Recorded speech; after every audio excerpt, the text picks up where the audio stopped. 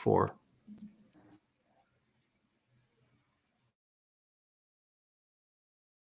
Chiefs Kingdom Live.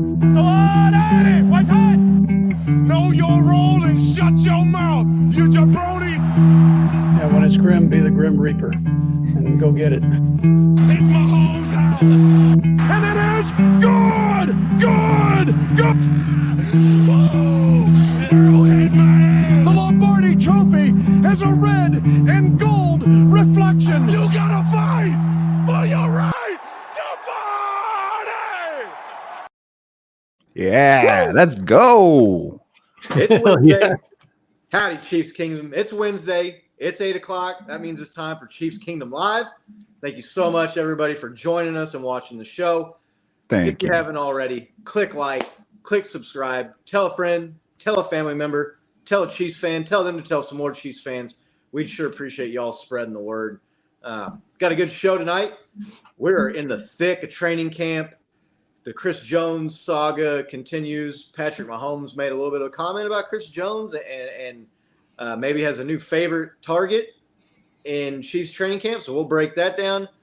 There is a live football game tomorrow night, which just dude, Yeah, let's go. it feels like last week or the week before last, we were watching the Chiefs beat the Eagles in the Super Bowl. And now here we are. The first preseason game, the Hall of Fame game is tomorrow. Not the greatest matchup for the Hall of Fame game, but they usually aren't. So we'll talk about that. We'll talk about anything you all want to talk about there in the chat. Send us a question. Send us a comment. Fellas, before we get going, how are y'all doing? Nick? I'm good. Want to say what's up to, we got Chris and Laney and Cole and Tony. Congrats on the new addition to your family, Tony, in the chat. Yes, sir. Congrats. Well, I'm doing good, man. I'm doing good. We're just we've got football coming up this week. We got new shit to talk about, right? And pretty soon we're going to be watching the red and gold take the field. So I'm stoked, even if it's just preseason, right? So Right. Bo, how are you doing? I'm doing good. Great night here in Kentucky. Finally cooled off. There's no more heat or humidity here, so it's finally some reprieve from that heat. Noticed you guys got some cool weather there, some lightning storms at least to kind of knock off that heat there in Kansas City. That's got to feel great there. Yeah, Nick, doing great. Ready to get into a lot of this. Ready to talk some Chiefs. Like you said, football's coming up. So excited to actually talk about some substance and finally get over rumors and all this speculation and stuff and finally get into the meat of it. But good. Yeah. Ready to get into this. How you doing, man? I'm doing real well. Nick, would you say this summer, just real quick, would you say this summer has been like abnormally cool or abnormally hot? on the cool side, I think. I've talked to so many people this last few days or week that are just like, oh, I can't believe how hot this summer is. I'm like, what are you talking about? It's August 2nd and it's 76 freaking degrees outside right now. Like my grass is completely green. There's been a lot of rainstorms and keeping the heat down. There was a few hot days, especially here since training camps got started. But yeah, I was like, when people were talking about how hot it's been here in KC. So yeah, training camp is about what, a third of the way through right now, halfway through. Yeah. 9 days in. No Chris Jones still. Every week that goes by, my like little worry meter is like we did like a scale of 1 to 10 a few weeks ago, and I was like a 2 or a 1.5. It's like every week that goes by, I go up like a 3.5. Now I'm at 2.5. Now I'm at 3. Now I'm at 3.5. So where are you at now? How are you feeling about Chris Jones' contract? Think we still get it done? You even more worried this week? I'm at a 5 right now. I've inched my way up from like a 1 to a 5 the last 3 or 4 or 5 weeks here. Man. Yeah. I don't know. He did put How about something you? pretty cryptic out on his Instagram saying, Yeah. don't always be upset if life doesn't plan the way, or life doesn't go the way you plan Right. it, and just be happy living in the now or some shit like that. So Yeah. Well, Yeah. Odd thing to say, like after you won a Super Bowl, huh? Yeah, look, that's solid life advice from Stone Cold. I'm not going to argue that, but it's not what you want to hear as a Chiefs fan that wants to see him with a new deal. He's forfeiting $50,000 a day. By my count, That's $450,000. This is day 9 of training camp. He's forfeited, trying to get that big money deal. I want to, before we move on to what Patrick kind of said about it, well, what's your guys' worry level at right now, Bo? I'm with you. I get a little bit more nervous as time ticks on. I'm still of the opinion no news is good news. I know Chris Jones loves the organization. I know the organization loves him. Everything I've read is that they're just far apart on the amount of years that they each feel he can play for the team. So, and you know, years and when you're talking this kind of level is a lot of money. So, I mean, they are probably far apart when it comes to, you know, a couple of years worth of pay. But I don't know, man. He still has good rapport with the team. Everything he's posting as far as workout videos are in black and red or something like that. So he's still rocking some Chiefs colors. I'm a little bit more worried than I was, but I'm not with you at 50% or 5 out of 10. I'm a little bit under that, but yeah, it's creeping up. How about you, Nick? I mean, we have him under contract for this year, right? So I don't know. I'm like a 3. Like, you haven't been hearing a lot of, oh, well, there's, you know, bad blood or whatever. I mean, I just, you know, Chris Jones as early as this offseason said that he wanted to be with the Chiefs for the rest of his career. So, so I agree with Tony here. Let's relax. You know, he's going to be sacking the shit out of Josh Allen in the divisional round this year. And, you know, I mean, we're going to push forward. So, so I'm not like super worried about it, but just be nice to have the deal done, you know? Yeah. Patrick Mahomes, there was talk. We talked last week about Justin Herbert being the highest paid quarterback in the NFL now. And we had a good laugh about that. But there's been a lot of talk. We talked about Mike Blorio or whatever you want to call him. He's upset with Patrick Mahomes not making enough money for some weird reason. There's a lot of talk about it. So the media asked Patrick about it and said, hey, some of these guys are getting big deals and you're not the top paid guy. You know, what do you think about that? What are your thoughts? And he kind of gave like the canned generic thing at the beginning, talking about, well, you know, you want to get enough money for your family and financial security. But he kind of just brought up, you know, but, you know, I want to win and I want Chris Jones in training camp. And I want Travis Kelce on the team. And I want guys on the team that can help us win. My ears kind of perked up a little bit when I heard him bring up Chris Jones' name. It wasn't like they asked him about what he thought about Chris Jones not being there. He kind of brought up Chris Jones' name unprovoked. Bo, is that just a quarterback knowing he's a key player and saying, I want this guy here? Is that him trying to send him a message or reading too much into that? Well, what do you think? Yeah, probably a little bit, man. Right? I mean, I know they talk. Watching the press conference, they kind of also asked him about like when he would like to see him there, and he's just saying like, you know, we talk about workouts, we talk about football, we don't talk about contract stuff, but I just said I'd like to see him here, and I'm pretty sure they're friends and they're friendly and they're cordial with one another. I don't know if it's much taking a shot, as more like just trying to motivate him, like, hey man, we're here, let's get this done, let's go. You know, I'm a competitive dude. I'm sure he just wants to get all of his ducks in a row. I wouldn't see it as taking a shot at Chris Jones by any means. All the guys kind of have that kind of respect for each other on the team, but I think all of us are kind of thinking that though, right? Like, hey man, we'd all love to see you in training camp. Let's go. I mean, if Patrick Mahomes can take a team friendly deal, I'm sure Chris Jones can. And if that's the message he's subtly sending it, I'll be more than happy to be that messenger. But let's go, man. Let's go. Get this done. We'd love to see you join the team and be on our defense next year. Right. Nick, how are you feeling about it? I know we were chatting about this before the show. Something that occurred to me that we didn't talk about was, I mean, maybe it's the other way around. Maybe he's sitting there telling Brett Veach that, hey, I'm getting paid less than my market value, so you can get these deals done, you know. And if like we're not going to be able to sign these deals, and like I'm not going to be happy. So, you know, I don't know. Yeah, maybe. Could be. I hadn't thought of that angle. Maybe he's talking to both of them, right? He's like, hey guys, like, you know, me and Kelce are on board to make this shit happen. You guys need to figure it out. But yeah, I don't know. I don't know the details of the negotiations, right? So it's hard to say, but it definitely. Oh, did I cut out there? You guys look Yeah, good. you're Yeah, freezing just up a little bit. You're good though. All right.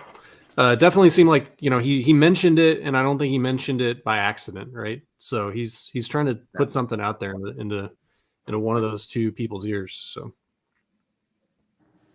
Yeah, to me, when I heard that, I instantly went my mind to Patrick's. To me, is saying, "Look, man, like I'm Patrick Mahomes. He's obviously the most important player on the team. He's the NFL MVP. He's the Super Bowl MVP, right? To me, he's kind of saying, like, look, man, like I'm taking less. Like if anybody shouldn't be taking less, it's me, right? Get a deal done, and I want Chris Jones in camp. I want you here, man. Like I'm taking less. Travis here. Travis has never complained about probably the most grossly underpaid player on the team. Maybe In the NFL.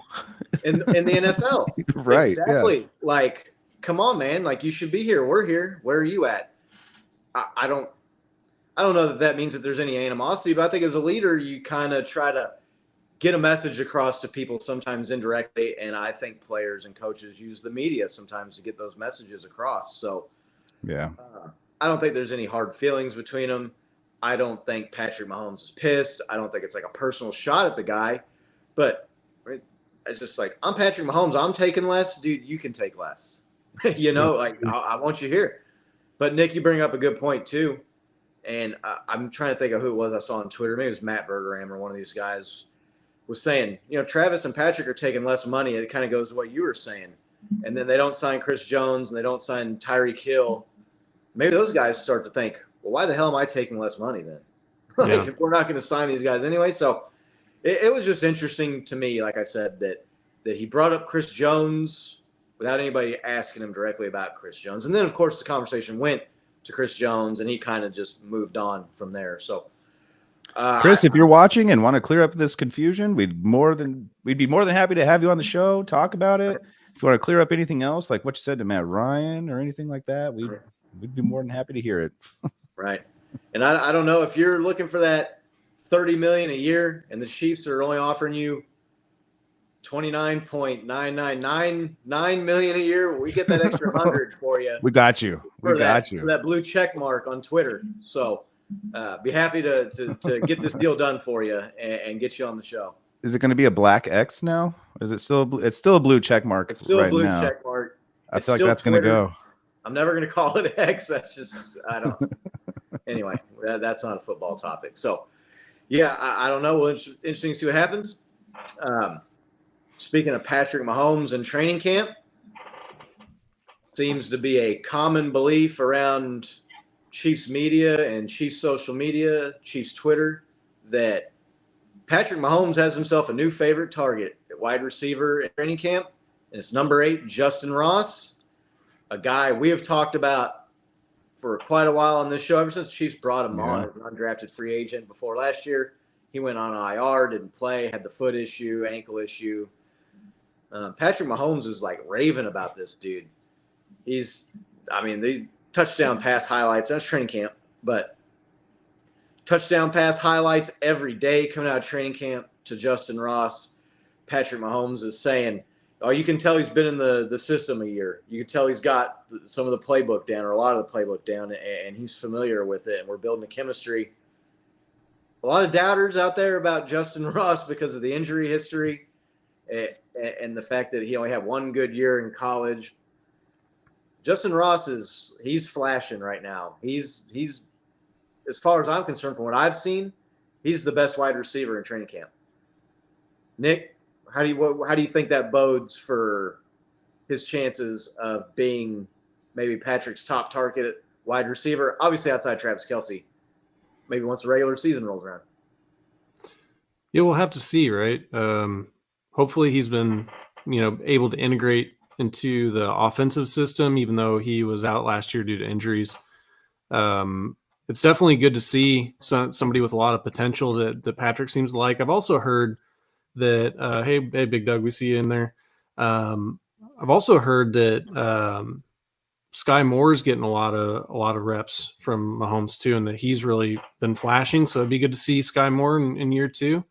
But look, I think that there's been a substantial portion of Chiefs Twitter that has been on that Ross train, hoping for it to come in, and it's looking good, right? And we'll just have to see.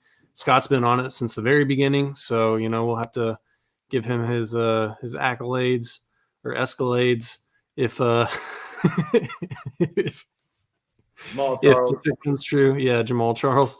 So yeah, I mean, I'm excited, right? It's exciting to have a big-bodied wide receiver, huge threat that we seem like we haven't really had one of those dudes. Juju was kind of like like the Walmart version of that last year. He was good, but he wasn't super great. And if we could have that, Randy Moss body type target that can go up and get the ball, I'm not saying it's gonna be Randy Moss, but it would be a huge leg up for this team this year, as we try to go and go back to back, man. Mahomes said it. He's like, the team, like what we did last year, like isn't going to be good enough to win it this upcoming year. We're going to have to be better, right? So it's good to see, man. What do you think, Bo, about maybe Justin Ross flashing in camp? How do you see that translating to the season? You said it best. It's training camp. How excited can you really get out of videos coming out of training camp? Well, I've been looking around the league. There's a lot of videos coming out of other training camps that don't look as good as some of these. No. I hate to throw some other teams out of the bus, right. But San Francisco's looking a little, the LA Rams looking a little shady, right? There's some teams out there putting out some questionable stuff. And ours looks all right, right? Like they look like they're having fun, but they're serious, tight, point, nice and drilled. I'm just happy that Patrick Mahomes is happy that he has this plethora of receivers to choose from and that he's bonding with guys, inviting them over to his house, running routes in the backyard and probably barbecuing, who knows, like drinking some I don't know, Coors Lights or whatever they are, Coors Lights. Yeah. That's his beer. Yeah. That's his beer. And yeah, I'm just, like I said, I'm excited. I'm happy that he's happy. To Nick's point, if we could get like a true wide receiver one, somebody that's that big bodied and with a little bit of flash, maybe that has the potential for some yak after they get the ball. Why wouldn't anybody be happy? I mean, you're going to have the best quarterback throwing to a really talented receiving core. Get ready, folks. It's coming. Yeah. 2 weeks out. Yeah. Ross is out there cooking people on routes and disappearing guys out of the camera. And he looks good. He looks legit. Not to say that there hadn't been a lot of training camp all-stars that you never heard of in the regular season. But on this team, it's wide open. Kadarius Toney's injured now. He was everybody's favorite to step in and be the wide receiver one. Guy made it, depending on what report you believe, he made it like one practice or didn't even make it to the first practice before he had an injury. And Shippy, what's up? What's up, Shippy? Good to see you, bro. And now there's some question as to when we're even going to see Toney on the field. Is it going to be week 1? Is it going to be week 4? Is it going to be week 6? MVS, to me, showed up last year, had some big games, had some big catches, was the MVP of the AFC Championship game. I don't have any problem saying that. But he's never really shown the consistency to be the number one guy. That's wide open for any one of these guys to jump up and grab that top wide receiver spot in the rotation. And from what we're seeing out of training camp, Justin Ross looks to be that guy right now.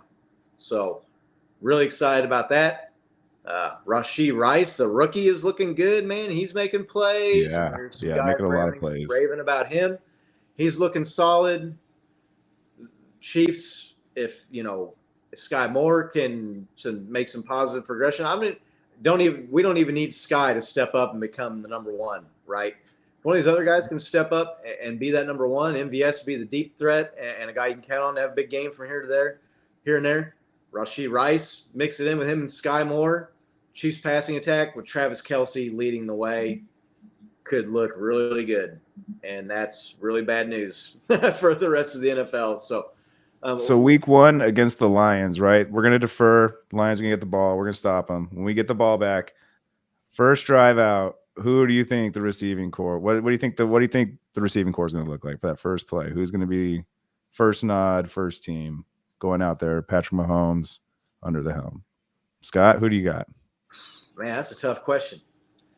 I'd say like if they're in a 3 wide receiver set with Travis Kelce out there, I think you see Ross, MVS, and I'd say Toney, but I don't think Toney's going to be back week 1. So I'll throw let's Sky just Moore. I'll throw Sky Moore. They got Tony. 3 receivers on the field. First drive of the NFL kickoff, week 1 at Arrowhead. I'm going to go. You're going to see Justin Ross. You're going to see MVS, and you're going to see Sky Moore out there. Nick? Yeah, I was going to say, I mean, MVS and Sky Moore, right? They're definitely going to be on the team. And then, yeah, I'd like to say Ross, but I mean, they brought back Watson. He's kind of been in and out, but Andy Reid says he really likes what he brings to the offense. So he's a second-year guy, and I think that they kind of give a nod to those dudes that have been there and proven their grit to the team, So yeah, Bo, who are you going with? 3 wide receivers on the field, first play. Yeah, I think MVS is our kind of quintessential veteran, right? So he's out there. Moore's a good bet, but just to go a little differently, who did we pick up? Richie James? Is that who we got? Richie James, fighting for a spot. I could see him throwing up some competition there, maybe earning a spot there. And then I'll just say, like, let's say Tony gets well, and I'll just pick Tony coming out number 1. I'm gonna go super optimistic that everything's gonna be fine. His cleanup surgery goes well. Staff gets him prepared and out there on week 1. That's who I'll go with. MVS, Tony, and James. Bose. But given Tony, man, he's got the faith in Tony that he's going to get rehabbed up by week 1. That's been my guy. I've been riding his train since he joined, man. I liked what he brings to the team. He's infinitely talented. And maybe he just needs to pretend he's shooting hype videos or something when he's out there in practice, because you see him making all these sick cuts and all these crazy moves in these videos, and then he gets into practice, he gets in the game, and he gets hurt. So I don't know. I'd love to see Tony out there week 1. I just don't think that he's going to – I just don't see him coming back just because of the surgery. I mean, if he's healthy week 1, he will be on the field. He will be in the starting set. Yeah, I think so. We all know what the play is going to be, though. Week 1, play 1, first drive 1 on offense. Right up the middle. It's going to be Isaiah Pacheco up the middle. That's coming. Like first down. Scott's already mentally prepared for it. I'm already. I've been talking to my therapist about it, and we're going to make sure I'm ready for that to happen. I could already hear the GD in my head from Scott. God damn it. Running up the middle for 2 yards. So, we're talking about the wide receiving core. There's been some talk online and amongst media members. Traditionally, the Chiefs keep 4 running backs and 6 wide receivers. It's a little bit different this year because they've gotten rid of the fullback, which going all the way back to Anthony Sherman with Mike Cox. Was Mike Cox here when – was that Andy Reid or was that before Andy Reid? The fullback. Sorry, I just can't not laugh. I think it was before. Yeah. Was that before? That was before Andy Reid. Maybe someone can fact check that for us. But they've always had a fullback, and they've moved on from that position. Cheers, love. Good to see you, Race Car. Hope you're doing well.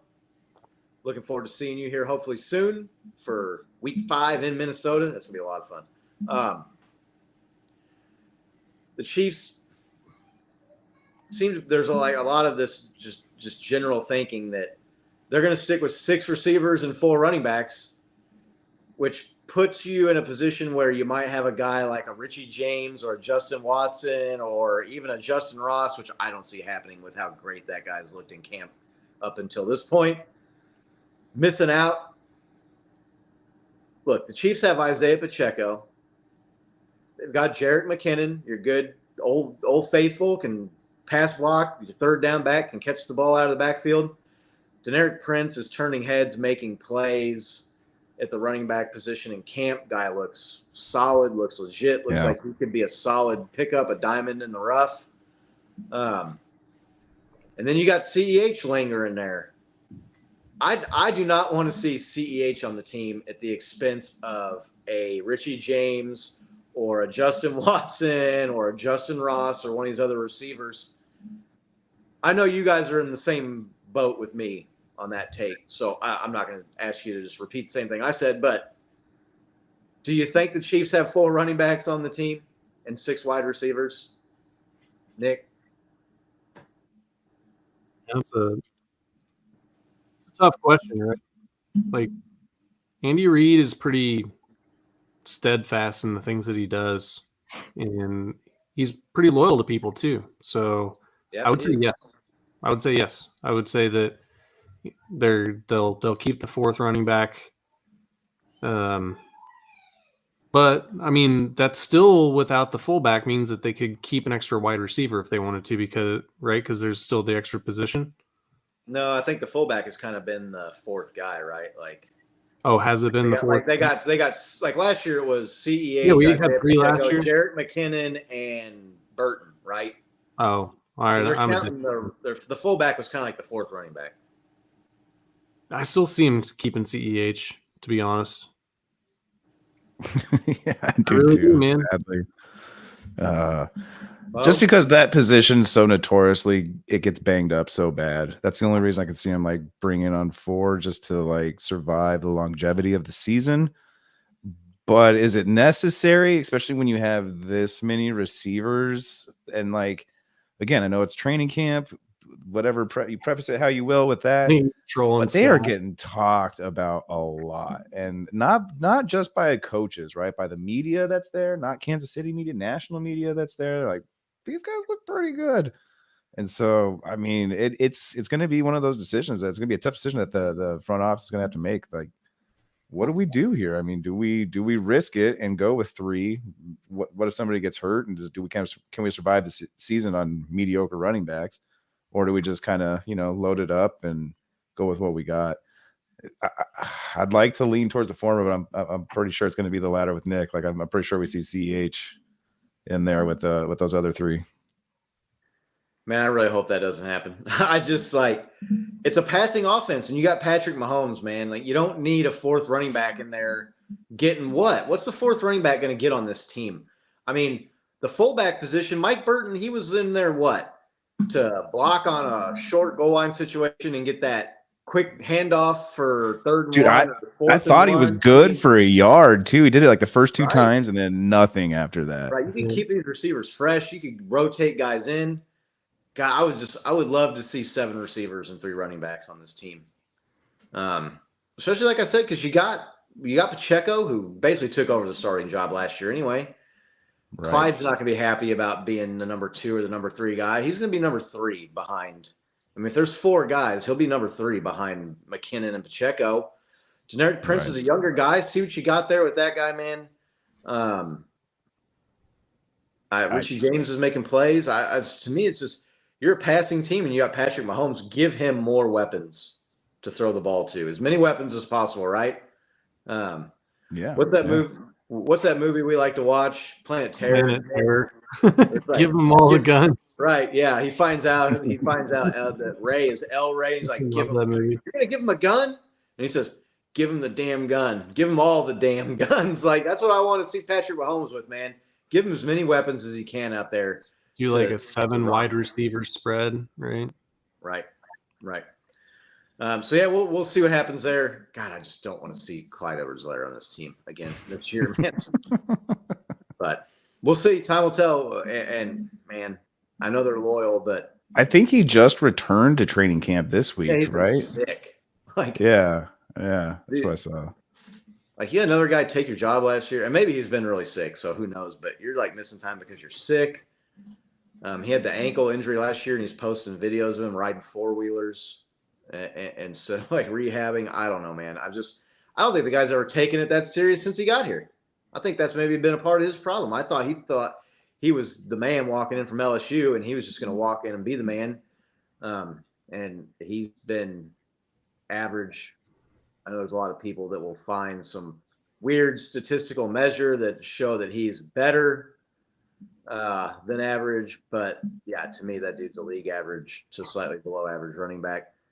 Keep one of these young wide receivers on the team and see what you got there. So, Bo, this is going to crush you. I don't know if you saw this or not, but your guy, Derek Gore, he won't be available if the Chiefs have a running back injury because he's gone to the Washington Commanders. I did see that. The Commanders are poaching every freaking Chiefs. They're going to have So are the Raiders. Have you noticed the Raiders signing all these ex-Chiefs players? I mean, they're not directly from the Chiefs, but a year or two removed. Yeah, so Derek Gore won't be waiting around for the phone call from the Chiefs because apparently he's on the Washington Commanders now. So I'm really pulling for that guy. I really all in black, Brenda. He runs hard. Right. Good to see you, Brenda. Oh, no, you're good. Hopefully you won some money out there at the casino. Hopefully they didn't get in your pocket too bad. Hopefully you weren't playing blackjack, and if you were, you're doing better than Bo and I did the last time we played. Or at least you didn't have the blackjack. dealer that Scott and I had that could pull 7-card 21s back to back. That was something else. Man, it was a lady too. She freaking crushed us, man. She oh no way, 21. Yeah, she's high scores that bad? $200 in about what 4 minutes. Like, but it's only money. You can't take it with you, and you can always make more. So, more training camp news. Travis Kelce is getting a little aggravated. Fiery. He's getting a little heated. Maybe it's the mustache. Maybe it's, you just go mustache, start swinging. I don't know what it is, but it looks like we've got like barroom brawling Travis Kelce in training camp right now. He came out and apologized for taking a swing at I'm trying to think of what the linebacker, the defender's name was. Andy Reid was asked about it. He goes, I'm just glad at his age he's got that kind of energy and he's got that much fire. Great answer. Great answer by Big Red there. Nick, what do you think about Travis Kelce's getting, and that's not the first time he's gotten in the face of and had some altercations with some members of the defense. What do you think about that? I mean, that's kind of like old school Travis Kelce kind of emerging there for a second, you know? Oh yeah. I mean, there's people that I've read, they were like, hey, look, they're trying to rip the ball and punch the ball out over and over and over and over again. And it's these guys that are probably trying to, you know, make the team. They're trying to make a name for themselves. And, you know, he lost his composure and, you know, gave the dude a left hook to the dome. So it's not a good look, man. I'd prefer that he didn't do it. But I think that there are a lot more cameras and things get spread a lot more now. I think that 25 years ago, 30 years ago, you probably would have seen that stuff being pretty common. You hear about fights quite a bit, right? I'm just lucky, or I'm not lucky. I'm just happy he didn't, you know, break his hand or injure himself or something. Right, right. Like that's the big thing there, you know. So he's obviously not being fined or suspended or anything. So you know, just don't punch the fucking ball out of his hand after the play's over, you know? I mean, yeah. Bo, what do you think about Travis Kelce throwing some, if there's some left hooks? If there's ever a topic to be a fence sitter on, this is one, right? I can see both sides clearly. Like, should he have been more poised and collected as a veteran? Yeah. But also, like, you hear stories of, you know, rookies trying to earn their way up, and the best way to do that is take on the veterans.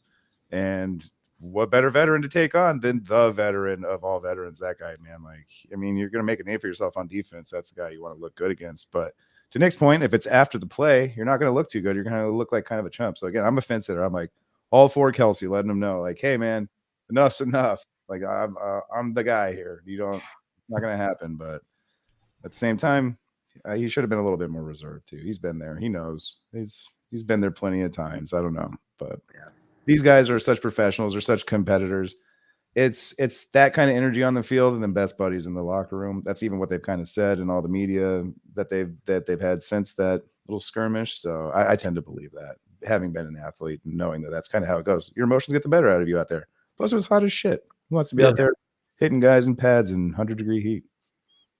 Yeah, I don't blame Travis Kelce for being pissed that these fringe roster guys are punching at and slapping at and trying to rip the ball out of his hand over and over and over well after the play is over. I mean, if you're one of these fringe guys pissing off Travis Kelce, you think that's going to make your name and get you like noticed on the team? Yeah, no. I mean, you just got beat for a touchdown. You probably shouldn't be drawing more attention to yourself. So, yeah, I don't have a problem with it. I'd be pissed too, and I'd probably be letting them guys know. I mean, it's been an issue. And Mitch Schwartz kind of said the same thing. I know we had like the text thread going amongst the three of us when that video and that clip came out. And I said, I mean, it looks to me like he's pissed off that all of these, I'm not going to call them nobodies, but practice squad hopefuls, guys that probably are a long second shot team. Let's call to them make practice the team. squad and Scout second team team. guys are punching it, ripping the ball at you well after the play is over, and you're TMFK. You don't have to take that shit. And so that's like the 15th, 16th one that day that's happened, Yeah, right? It wasn't just right. like that one that got caught on video. Was right. the one. It wasn't even that day. It was like the 12th video of like the 5th day of that happening. Right. And Mitch Schwartz, he kind of put a tweet out after I said that, which I felt kind of validated my opinion on it, saying, I think Travis is getting a little tired of like all the late action by the defenders grabbing at and slapping at the ball. So, and Laney, you're right. He's fighting for his right to party, literally. He's out there punching fools. So, great comment. Comment of the night so far. Comment of the night so far. Good to see our man John C. is joining us from the Rockies out there. Hope you're doing well, John. Appreciate you jumping in as all. John's We won't talk about running backs this week. Don't worry. We're not. Yeah, we had a 10-minute argument about it before the show, so we're not going to do that again. If you're curious about what we're talking about, go back to last week's episode where we were talking about the value of the running back position or lack thereof, and it was fiery. Last week was a good episode. It's a lively topic. It's fun. Yeah, lots of good topics, and I think we brought up a lot of good points and some angles that, quite frankly, you don't see on other shows about the Chiefs. So we're not just reading the news here. We're giving you opinions from the fans. We don't have any inside access or former players or production assistants or media companies backing us. It's the three of us running this thing, and wait, you guys don't have a media assistant? It's my dog. I don't know how much you're paying that guy, but I pay her in treats. What is it? We're not low budget. We're no budget production. So we appreciate everybody joining us here every week. Injuries. We talked about this a little bit. Jody Fortson's got another injury. That dude is often injured. Separated shoulder, I believe. Some sort of shoulder injury for him. Yeah, shoulder dislocation, I think. One of those players that just tends to be injury prone, right? Kind of talked about that with Kadarius Toney and other players that seem to be like that. Yeah. Yeah, I don't know what to think of that injury. I mean, there's guys that have separated shoulders and come back and played, I want to say, like in 2 weeks or like the next week, pop that thing back in. Guys have finished games with that injury. Obviously not as bad of an injury as what did he have in Achilles tear 2 years ago? Against Washington. Another supremely talented, high ceiling guy, Travis Kelce, loves the dude. Made some big plays for the Chiefs last year. Scored Chiefsaholic, I want to say, a huge payday in that Tampa Bay game with an anytime Jody Fortson touchdown. I'd love to be able to go back and see, like, he bet like $50,000 on Jody Fortson to score a touchdown in that game, and that work out for him. Quit while you're ahead. You got to brag for about a year, right? Got to brag about it. Hey man, he was a rock star on social media in Chiefs games. I mean, you saw him out there at Arrowhead all the time. He was going to Super Bowls. Definitely not condoning the behavior of Chiefsaholic, but so Jody Fortson, right? Don't rob banks, people. Jody Fortson would love for the guy to stay healthy. He's a small school undrafted guy that has worked and not given up and not let injury or not making the team just extinguish that fire he's got to play in the NFL. He could have quit several times and gone on to do something else. So would love to see that guy get healed up and be a bigger part of the passing attack. He's a big, strong, fast dude. Nick's been on that guy since he joined the team, man. He's loved him. Yeah. Number 88, Yeah. So, I mean, there was a player, a defender, was it Najee Johnson? Looks like he's got an ACL injury. He was kind of flashing in the secondary at camp. So you hate to see that, but we don't have guys dropping like flies like a lot of these other teams that you see with injury. Chiefs medical staff is top notch. If you watch The Franchise, the final episode of that in the Super Bowl, where Patrick was hugging the training staff, and I can't recall the lady's name that worked with Patrick the weeks leading up to the AFC Championship game and the Super Bowl to get him ready. But Chiefs have been very, very fortunate with injuries or lack of injuries in training camp and the last few seasons. Not that they haven't lost guys. They have got a little bit of that bug with Tony. What do you guys think about Jody Fortson? You think he takes a step forward this year, or you think that the injury thing is just going to be something that's going to plague him, Nick? It kind of seems that way, doesn't it? You know, it's unfortunate. These guys, they work so hard, and you know, it's like their live stream, and you know, a lot of these guys they don't have like a plan B. You know, I mean, you know, some of the guys like Peyton Manning, they've, you know, Tom Brady, they get these gigs where they can do stuff after.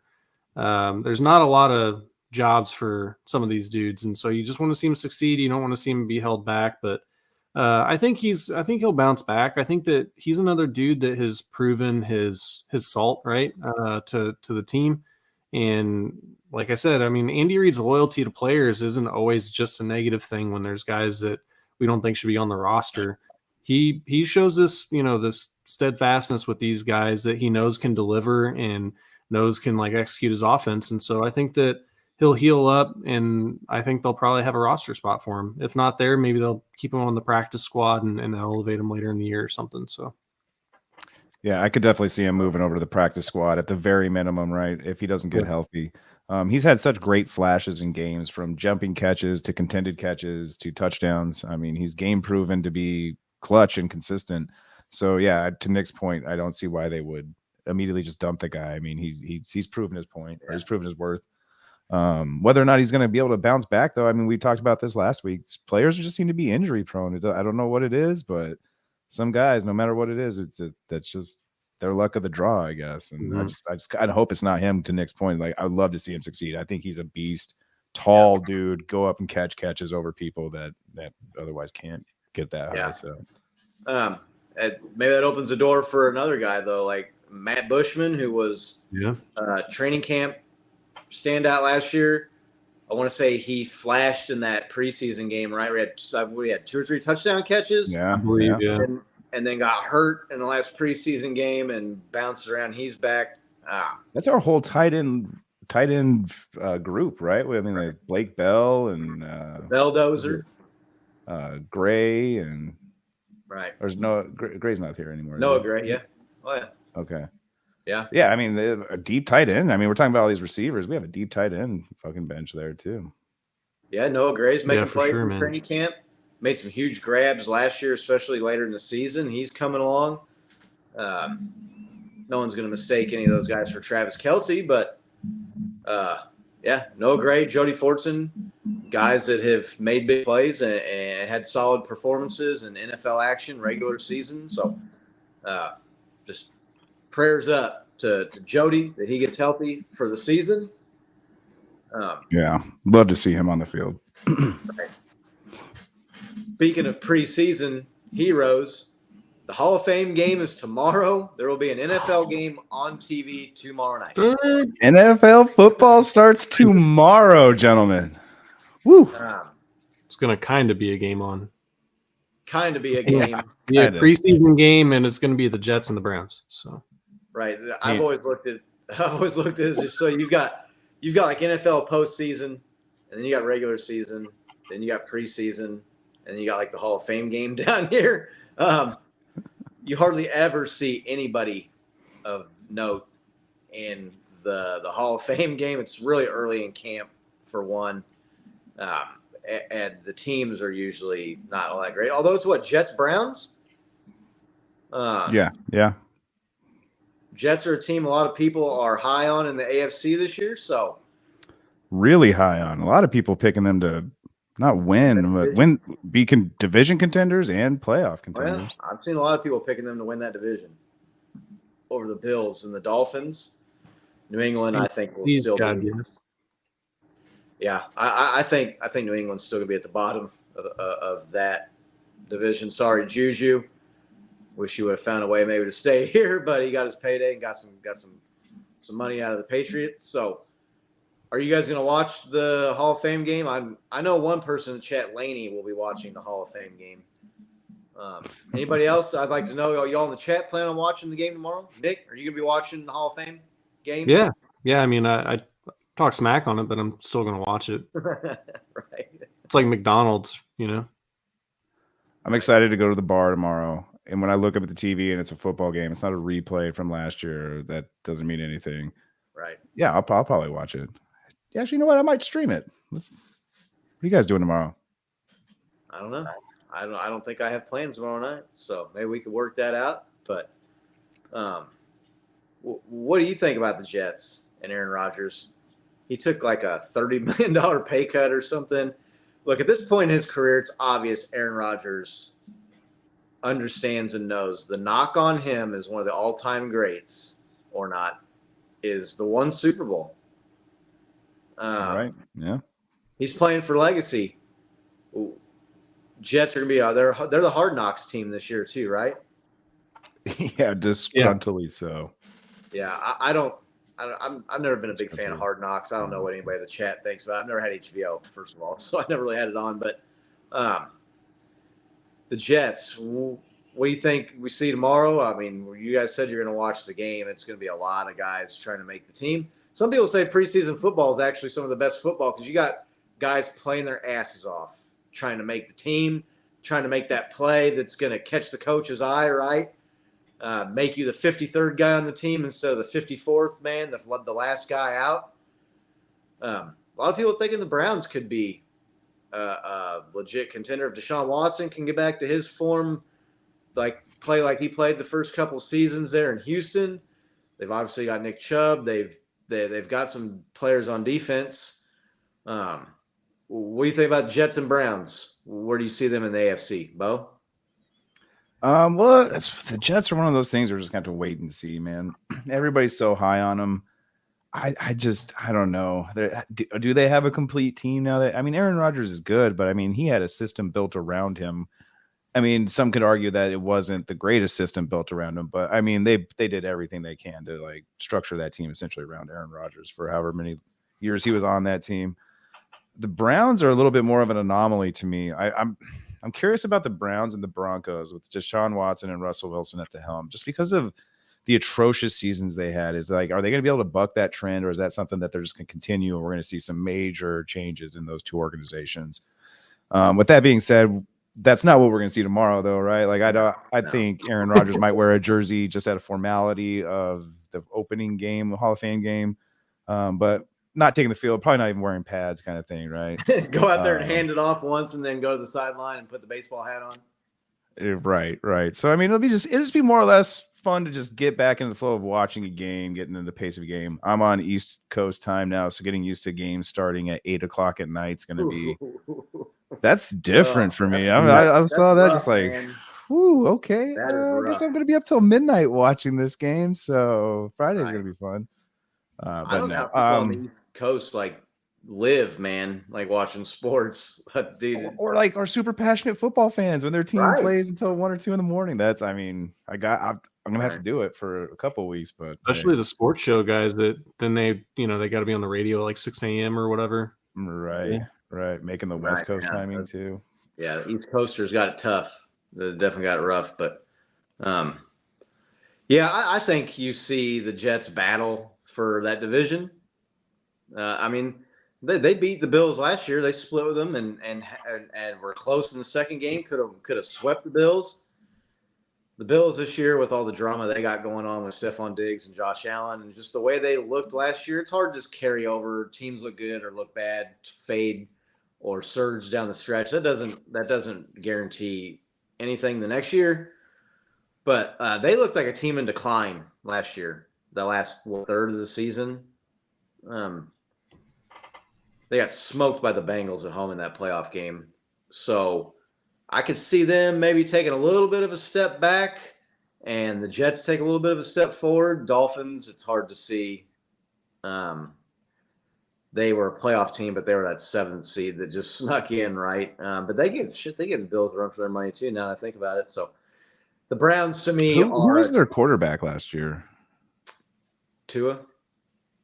The Dolphins. I'm sorry, the Jets. The Jets, Mike White, right? Wasn't it Mike White? Mhm. Yeah, okay. Yeah. They benched Zach Wilson, right? Yeah, they benched Zach. It started with That's Zach who I was Wilson, thinking and of. then, Zach and then Wilson. benched Zach Yeah. Wilson, Okay. and went to Mike White. And Mike White played admirably, and they won some games. They got a pretty solid defense. So I think they'll be a contender.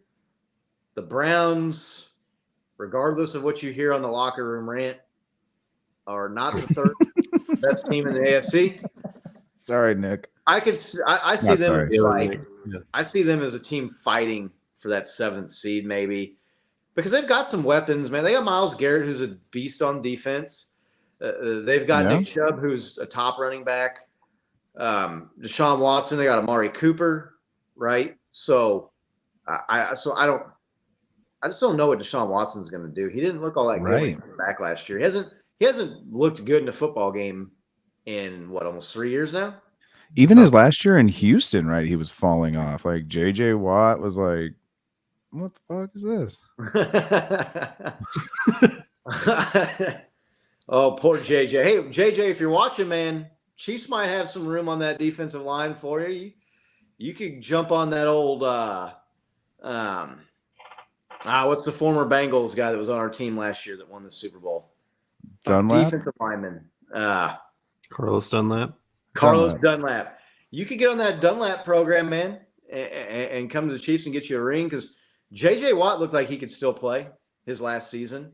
How would you Might be honestly? feeling better after taking some time off? Right?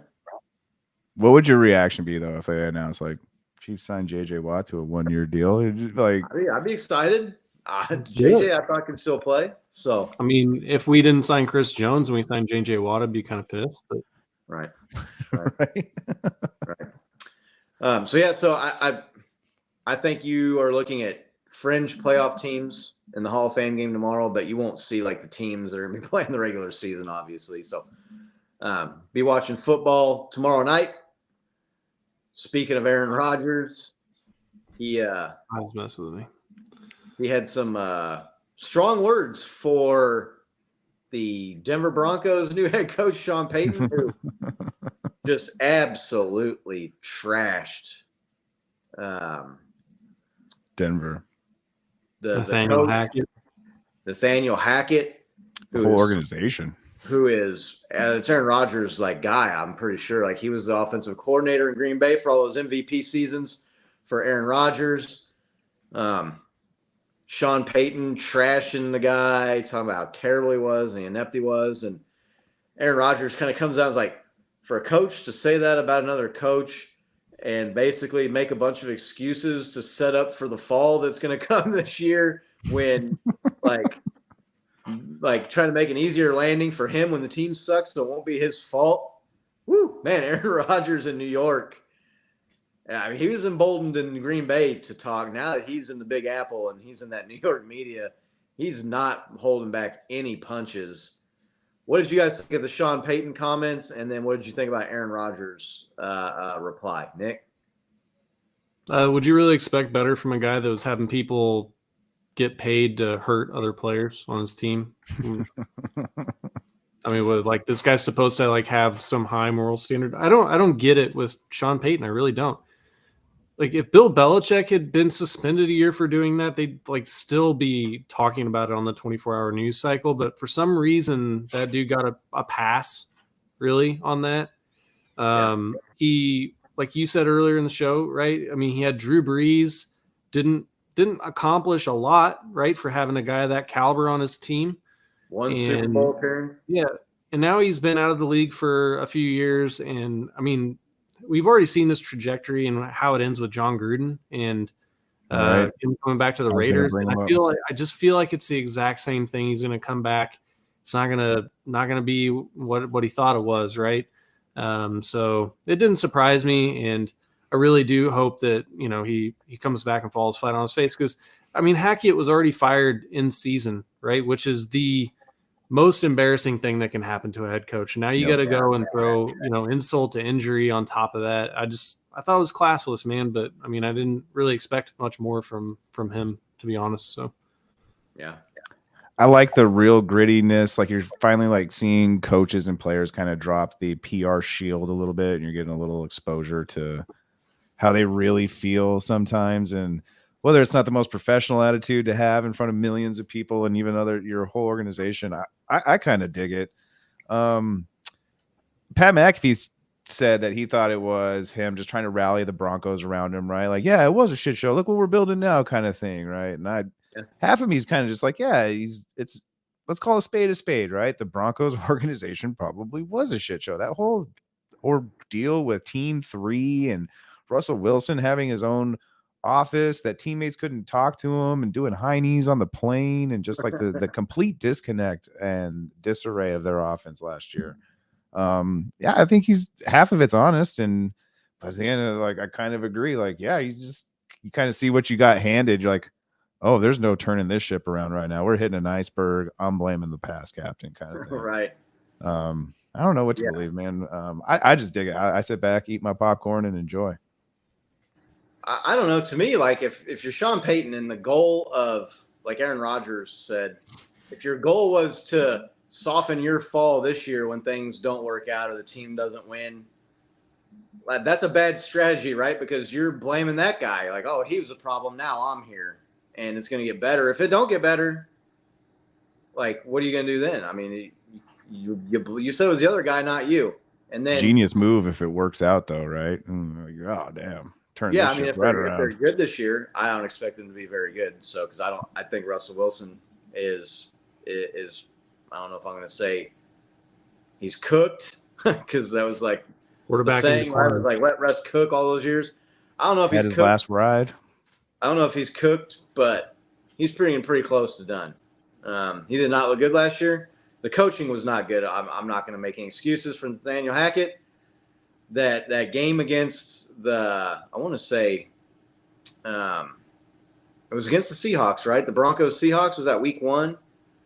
It was, because I was watching that game in Scottsdale at the bar around the house from the Airbnb that Bo and I had for the Chiefs game.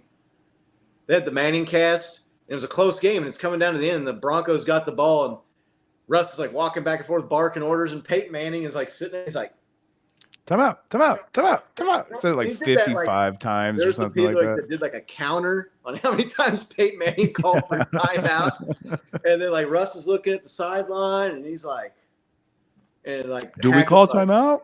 Hackett's like they show Peyton on the Jumbotron. Right. And he's like, right. And then they call timeout after they wasted like 24 seconds of like the play clock. And Peyton Manning's like grabbing his head, like pulling his hair out. There was talk about the locker room. He lost the locker room. They were mutinying on him. So it was a bad situation. But Russell Wilson, like I said, I just don't see him having some miraculous turnaround. They've lost Tim Patrick. No disrespect to Tim Patrick, but it was the same thing this year as last year when he got hurt for the season in training camp. Everybody was talking like the Broncos just lost one of these like top-end wide receivers in the NFL. Tim Patrick's a decent receiver, but come on, he's not like, oh, well, the season's over. Like, hey, man, when you're a below-average team, when you're a below-average team and you lose an average receiver, that's a huge loss. Right. It's a huge loss for the Broncos, I guess, but overall, like in the big picture. Yeah. Hey, man, it's not a Ferrari, but the Honda was all I had, so. Right.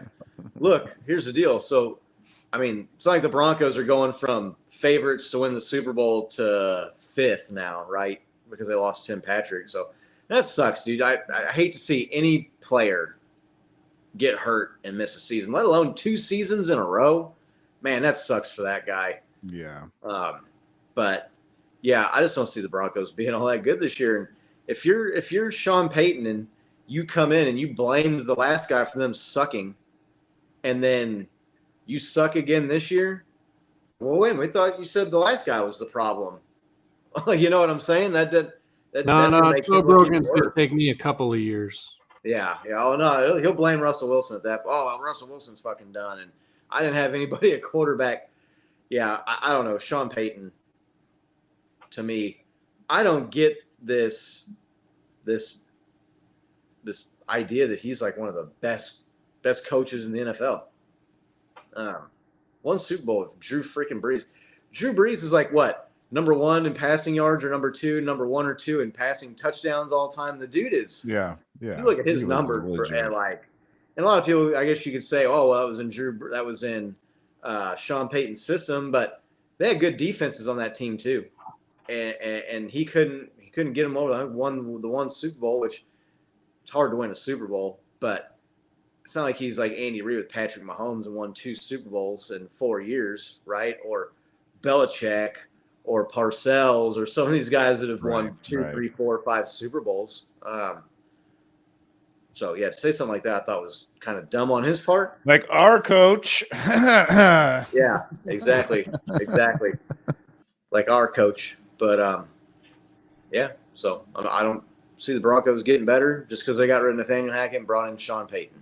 Yeah, I wasn't trying to say that I thought that Hackett, I mean, all the things he said about Hackett like weren't true. They obviously were true, but I just thought it's just, I don't know, man. It shouldn't be like your focus, right? And he came out and he said, hey, like I had my pundit hat on still and all this, whatever. But I mean, dude, you should be smarter than that. I mean, you forgot you're a coach and not a TV analyst now? Give me a break. Hey, hell of a marketing move. He drummed up so much publicity for that Week 5 Broncos game. Like, who wanted to watch the Broncos play the Jets? You know what I mean? Or right? Yeah, like, nobody. I think that's the same week. It's the Super Bowl repeat. I think we're playing the Eagles that week. So it's like you got some attention there, right? Some people are going to watch that now. John C is bringing up. Yeah, I mean, they did kind of get cheated on a bad call, but there's a lot of people that would say like, you shouldn't be in a position against the Vikings. Or no, it wasn't the Vikings. Who was that? Was that against the Rams? The Rams? I mean, the Saints were like, what, the 1 seed in the NFC that year? They shouldn't have been in that close of a game with the freaking Rams. And that was like the wild card round or some shit. So, no, it was the championship game. Remember? Because it was like almost the Chiefs versus the Saints. That's the Super Bowl that everybody wanted. And then they got the Patriots versus that's right. Yeah, that's right. Yeah, and then the Rams got freaking 13-3 Super Bowl fucking boring shit. Right, and then the Rams got freaking dumped on by the Patriots and lost 10-3. So even worse for Sean Payton. I mean, you were in a position against that team, the Rams, where one bad call cost you the Super Bowl with Drew Brees. So we'll see. Broncos are going to be bad again this year, and Raiders are going to suck, and the Chargers are going to maybe make the playoffs, maybe not make the playoffs. Oh, you didn't hear Justin Herbert's MVP contender this year already? Oh, yeah. I've been hearing that for 4 years. Win a playoff game, and then worry about being MVP candidate. Hey, man, he's got over $200 million guaranteed. He's got a lot of money. I didn't say he wasn't rich, but I don't. He's not that good either. I mean, he's good. We've talked about this. He's like it's like they found another version of Phillip Rivers somehow. Guy throws for a bunch of yards and stats out, and then makes like a bonehead terrible play at the exact wrong moment and loses games. That's what Phillip Rivers did for how long? 17 years or whatever he was with the Chargers. After coincidentally they got rid of Drew Brees. Nick will vouch. Yeah, that's right. I wanted Drew Brees on the Chiefs so bad. Remember, Nick, when the Chargers let Drew Brees go? God, I wanted that dude so bad on the Chiefs. I was like, just fucking sign him. That dude is good. Just get him. I can't believe the Chargers are this stupid to let the guy go and not pay him. And then he turns out to be like a top – what did you guys say? Top 3, top 5 QB all time, Drew Brees? Bo? Yeah, some top 10, 5-10, somewhere in there. There's been just so many – there's just been so many great QBs, right? Like, to your point, hasn't won enough almost, right? When you're talking about the entirety of all the QBs to play.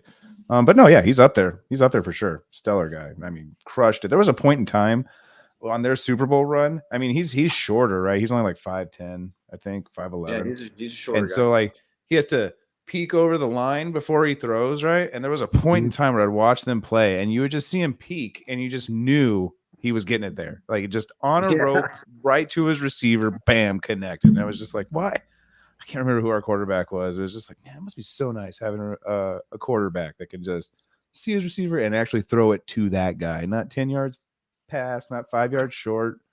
Yeah, he's up there. He's good. But maybe if we get Drew Brees, we don't end up with Patrick Mahomes. So everything worked out the way it's supposed to. Hey, No trade backs. No trade backs.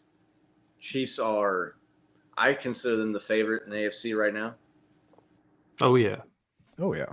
Not according to USA Today, but Well, so yeah, Brenda brought up that comment. She brought up the USA Today stats. I think they had the Broncos winning 12 games and the Chargers winning the division. What?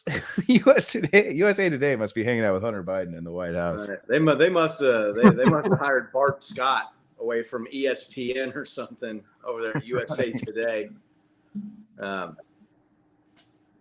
that was Bart Scott, right? Last year before the season said Chiefs weren't even going to make the playoffs. Yep. They won the fucking Super Bowl. Woo, man.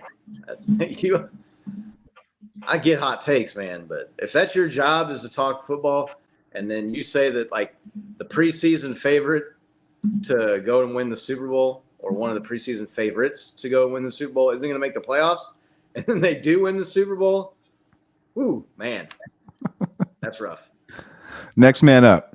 Out of there, in my opinion, right? You're out. You're out. Let's get somebody else that $1 million TV contract with better takes.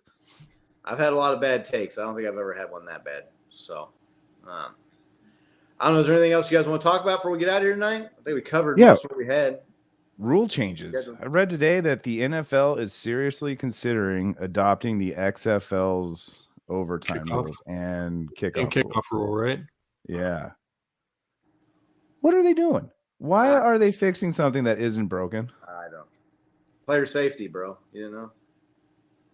So I guess my question would be, if there should be any rule changes in your guys' opinions, should it be made to the kickoff or overtime, or can you guys think of something else that would need a dire overhaul before those two situations? Yeah, pass interference might be a good one to take a look at. I know they tried to do the review or whatever, but I mean, pass interference is relatively broken.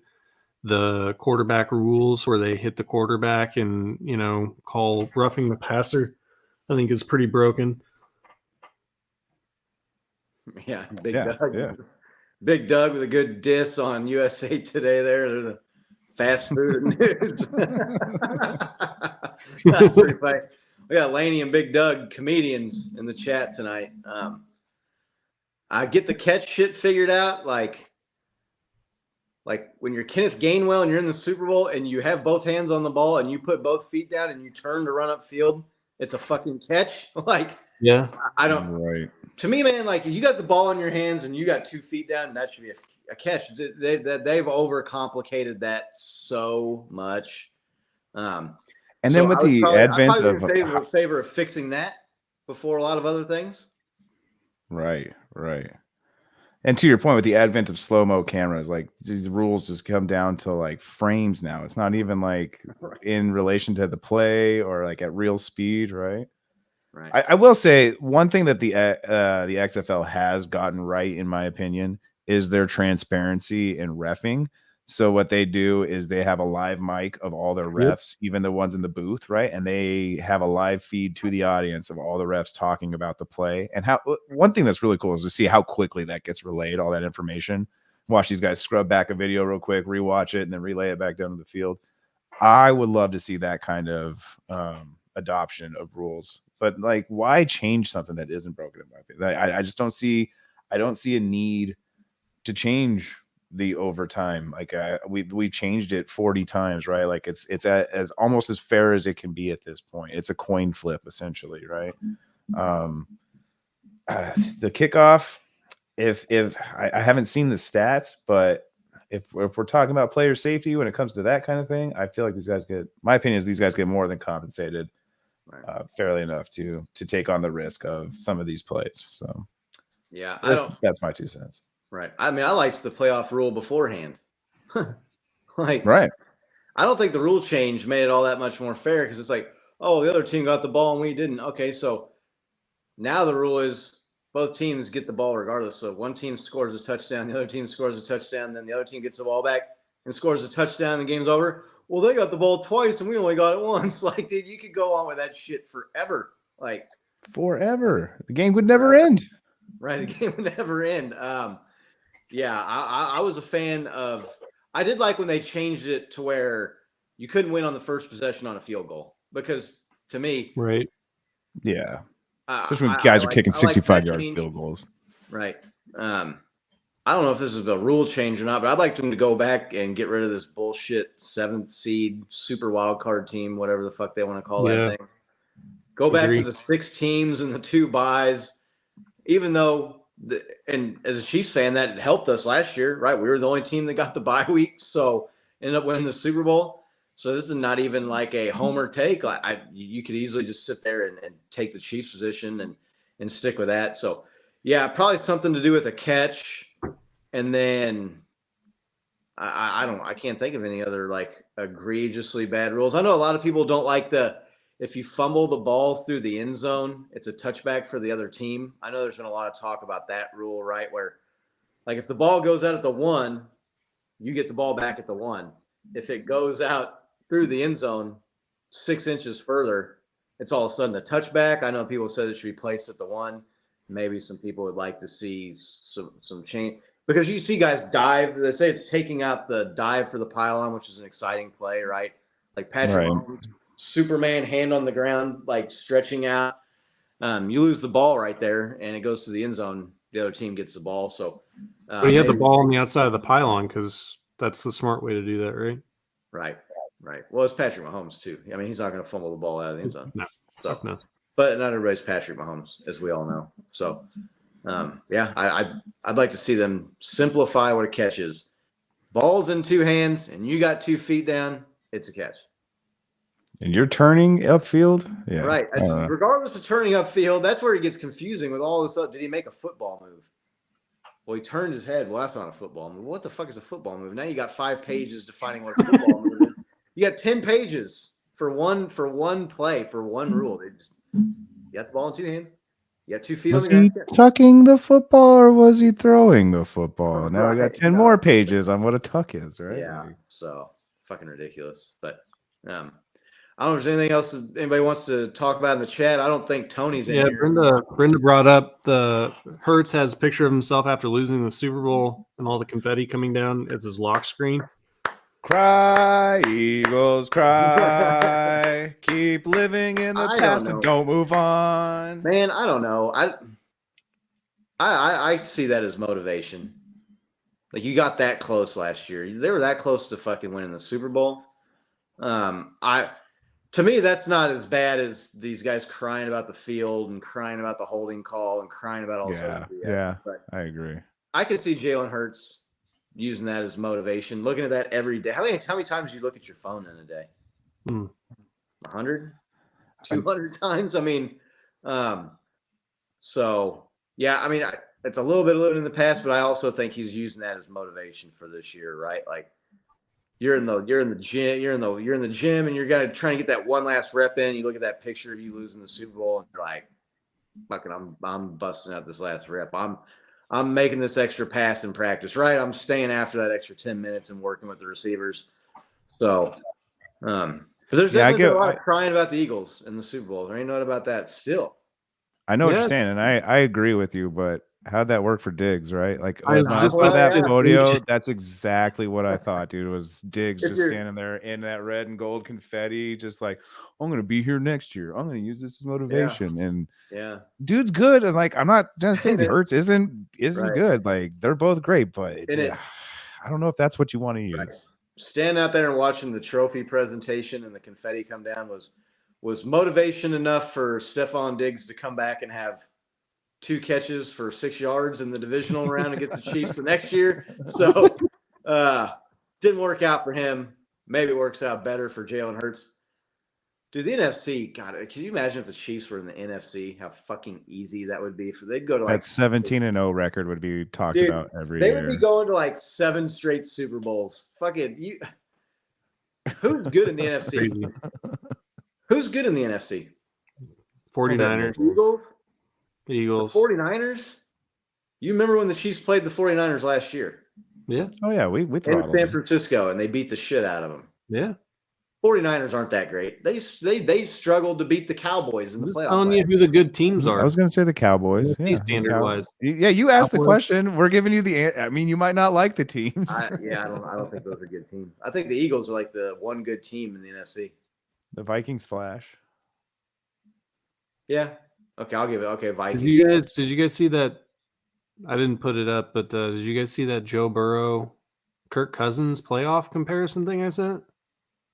Mm-hmm. Oh yeah, I did see that. Right. Kirk Cousins with extremely more. You're talking about the Vikings. Better playoff stats than Joe Burrow. Right. You don't have that loaded up, do you, Nick? I can get it. Hold on. Yeah, it was a little surprising, really. Who was it? Was it Nick Wright did something similar with Patrick Mahomes and Joe Burrow, their playoff stats, and like Patrick Mahomes' fucking touchdown to interception ratio was like 18-3 or something. That's some ridiculous shit in the playoffs. Yeah, like it's like I think he gets 16 passes like for 7-4 or something. I think he gets 16 passes for every interception or something like that, and like the next quarterback was like 12 or 13, I think. Crazy. All right, this is going to be somewhat ghetto because I don't have the actual picture, but we said earlier we're a no budget production. I don't think anybody's going to be upset with me.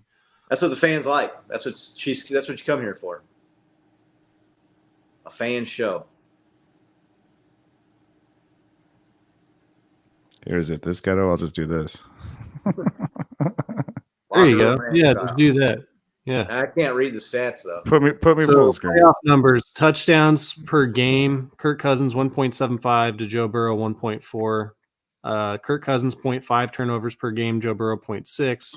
Kirk Cousins 96.5 passer rating, 93.8 for Joe Burrow. 254 yards per game for Cousins, 260 for Burrow.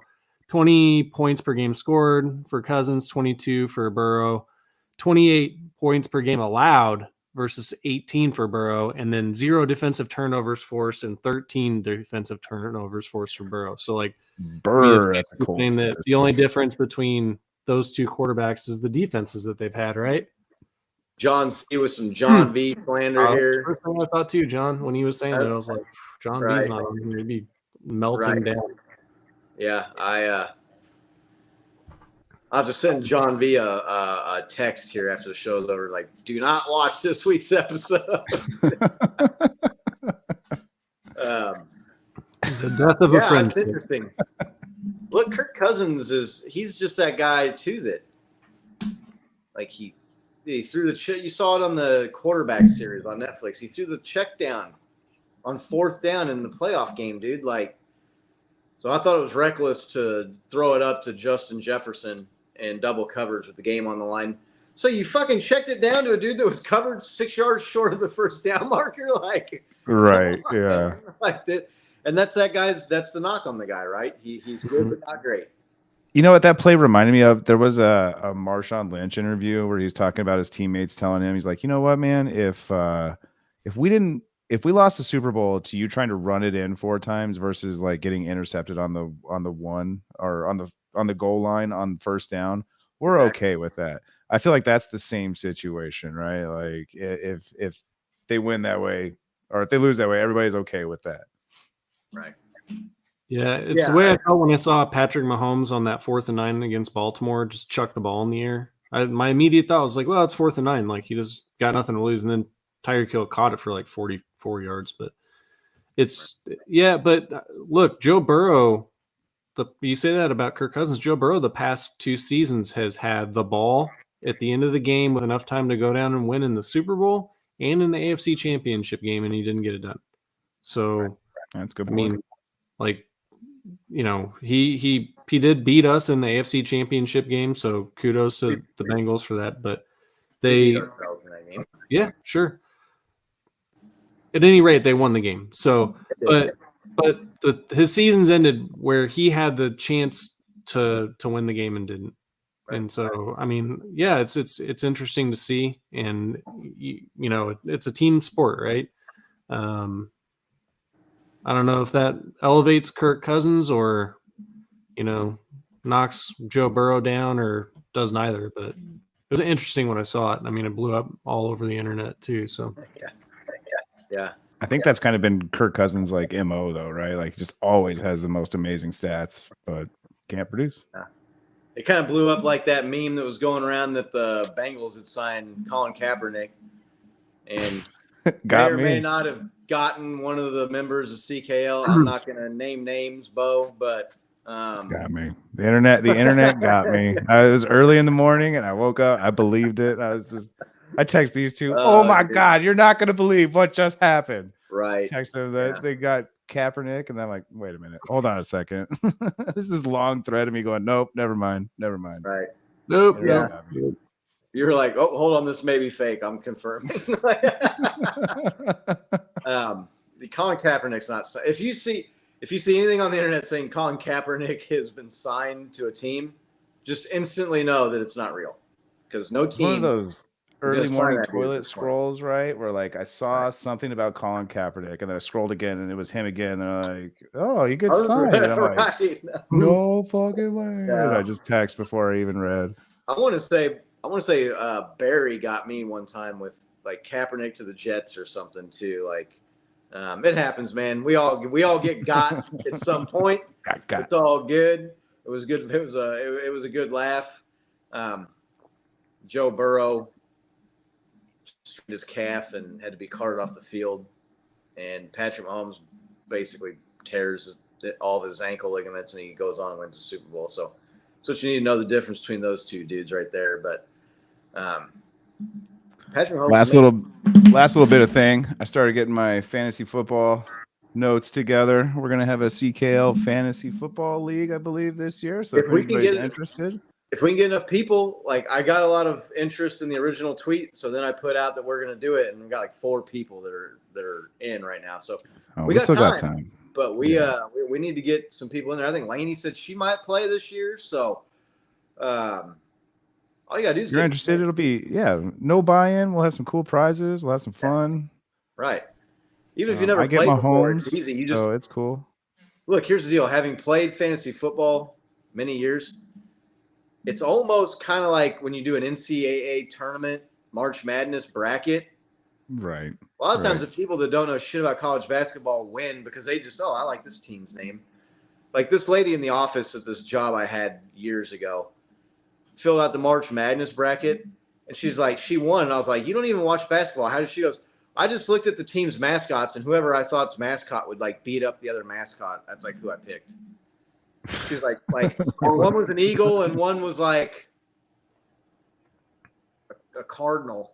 She's like, I picked the eagle. Like one was a bear and one was like a deer. I picked the bear, and I was like, you gotta be kidding me. And she won. So look, just because you don't know a lot about fantasy football and you never played it before doesn't mean you can't win, and it doesn't cost anything. So if you're interested, hit us up on the Twitter.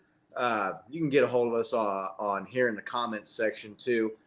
That'd be a lot of fun. We'll come up with a trophy. We're gonna get a trophy too, and we'll do something cool. We'll come up with some gear. We're working on a giveaway right now. Yeah, we are. For when we get to 500 subscribers, I think. So we're gonna be announcing that here pretty soon, and that's gonna be a good giveaway. So stay tuned for that. We'll probably announce it on Twitter, and we'll probably put a video out here too. It'll be on a lot of social medias. It's gonna be a big giveaway. Pretty cool prizes that we got this time. It's gonna be sick. So not that the other ones haven't been sick, but this one's gonna be extra sick. So sure appreciate everybody who joined in, watched the show tonight. It's good to see all our regulars. Had a couple new folks in here. Our man Shippy stopped by for a little bit. So Cole's in here. Yeah, we had Cole in here. The OGs, like always, Brenda and John C. and Big Doug and Laney and Chris Daly.